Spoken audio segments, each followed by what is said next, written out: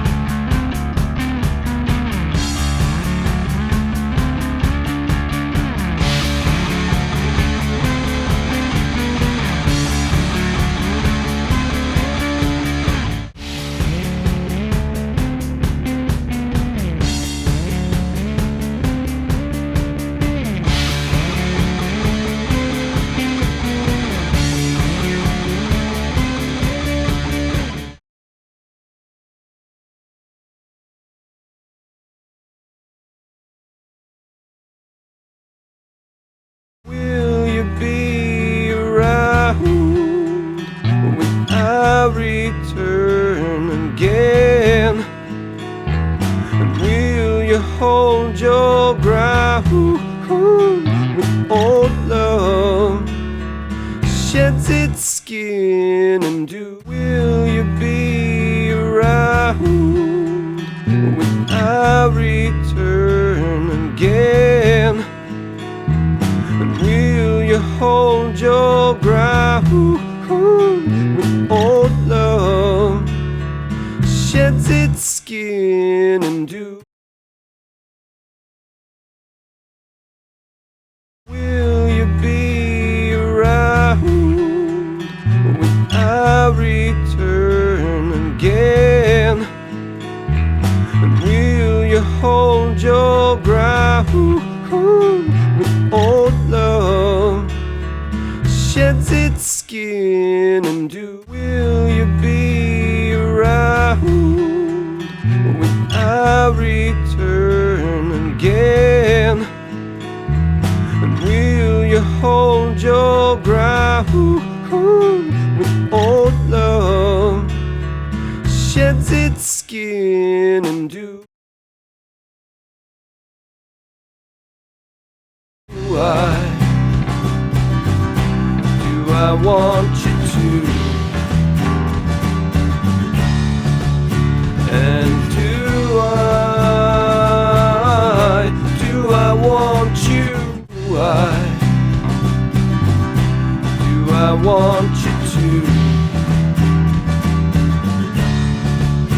And do I want you? Do I want you to? And do I want you? Do I want you to? And do I want you? So I'm interested in what you think. I'm wondering which bass you like better in which tune. Because I think that both of the basses, as you might have heard, have different advantages and disadvantages.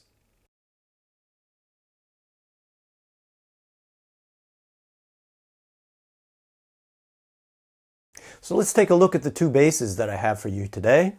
This is a Sire P7 first gen. Now the P7 has two pickups and it also has an active EQ, if you're familiar with the Sire basses. And the other bass that we're comparing today is a Sire P5 5-string bass, which only has one P pickup. And the Sire P5 only has, just like a traditional P bass, a volume knob and a tone knob. So in order to simplify this shootout, I decided to use these basses in the way that I use them the most. So in all of the samples, the P5 is being used with the volume and tone on maximum. And in all of these samples, the P7 is being used with the active electronics selected, with all of the EQ at neutral, and with equal signal to both of the pickups.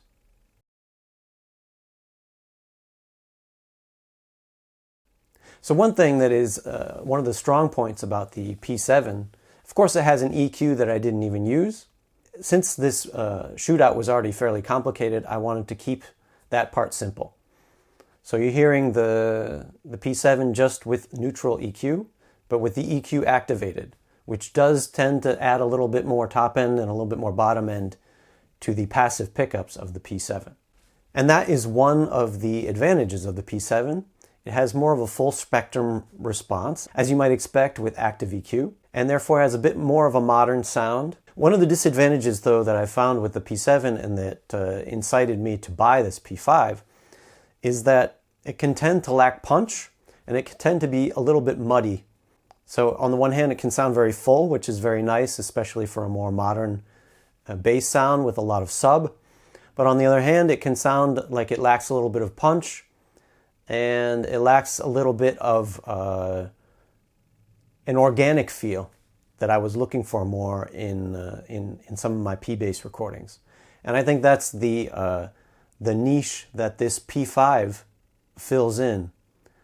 It is more mid-rangey. It's more difficult to get low end out of it, especially the more sub-frequencies like 40 hertz, 50 hertz.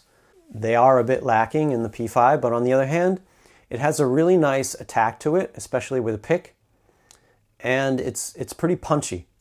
It's pretty dynamic. I really like, especially on the rock samples, for an old style rock sound, or even for sort of a lo-fi modern rock sound, or for a more retro vibe. Just another note I wanted to make, and that's part of the reason that I wanted to use two recording methods for you. The Waves GTR amp sim that I chose is a bit transparent, So in those samples, you can hear the difference between the P5 and the P7 more clearly. On the other hand, the SansAmp Para Driver, like a lot of SansAmp devices, is fairly colored. So the SansAmp samples are such that the P5 and the P7 sound much more similar. And particularly, one thing that surprised me about the Para Driver is that it can tend to bring out a lot of sub-frequencies in a bass. And this is quite useful for a bass like the Sire P5 that doesn't have quite as much sub-frequencies to offer. So I think that the Para Driver is a great combination with the Sire P5, especially in a tune where I'm looking to make the Sire P5 sound a bit more full range, but also have a really nice punchy attack that the P7 lacks.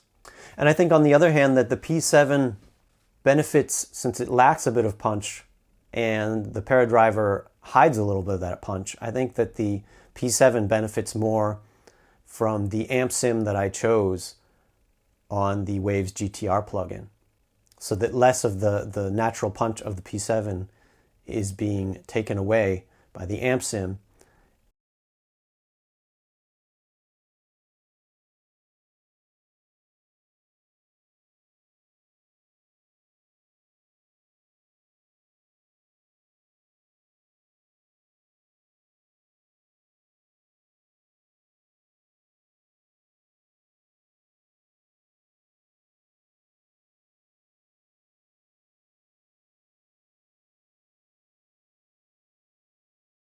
If you enjoyed this video or got something out of it, give me a thumbs up. If you'd like to see more videos on home recordings, on music gear product reviews, on shootouts like this one, subscribe to my channel. Thank you very much for watching my video, and have a great day. Bye-bye.